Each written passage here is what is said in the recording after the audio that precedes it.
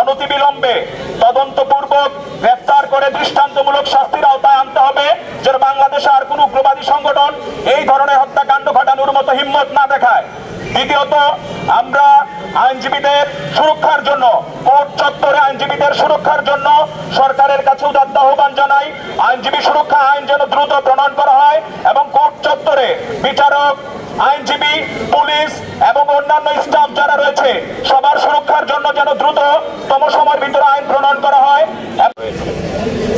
যে সকল সন্ত্রাসীরা ওনার উপর অতর্কিত আক্রমণ করেছিল, ওনাকে কুপিয়ে হত্যা করেছে, আমরা এই ঘটনা কুমিল্লা জেলা আইনজীবী সমিতির পক্ষ থেকে তীব্র নিন্দা জানাচ্ছি এবং তার পরিবারের প্রতি গভীর সমবেদনা জানাচ্ছি এবং যে সকল দোষীরা এই ঘটনার সাথে সম্পৃক্ত দ্রুত তাদেরকে আইনের আওতায় এনে যেন বিচার করা হয়, যথাযথভাবে তদন্ত করে প্রকৃত দোষীদের আইনের আওতায় এনে বিচার করার দাবি জানাচ্ছি কুমিল্লা জেলা আইনজীবী সমিতির পক্ষ থেকে।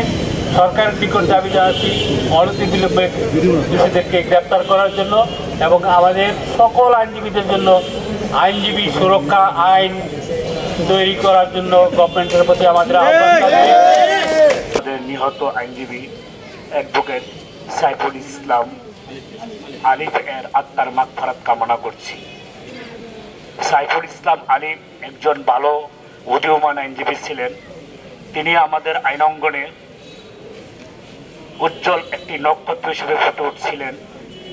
অল্প কিছুদিন পূর্বে সহকারী পাবলিক প্রসিকিউটর হিসেবে নিয়োগপ্রাপ্ত হয়ে যথাযথভাবে উনি ওনার দায়িত্ব পালন করতেছিলেন, কিন্তু একদল সন্ত্রাসী গতদিন এই আমাদের উদীয়মান আইনজীবী অ্যাডভোকেট সাইফুল ইসলাম আলিফকে নির্মমভাবে হত্যা করেছেন।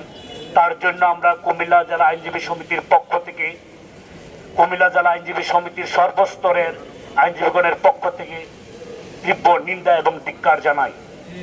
অনতিবিলম্বে অ্যাডভোকেট সাইফুল ইসলাম আলিফের হত্যাকারীদের গ্রেপ্তারের দাবি জানাচ্ছি। কাজ করার জন্য এই সাইফুল ইসলাম আলিফ ভাই খুবই ভালো মানুষ ছিলেন। অল্প কিছুদিন আগে উনি ফিফির দায়িত্ব পেয়েছেন। আল্লাহ যেন ওনাকে জান্নাতবাসী করে এই দোয়া কামনা করছি।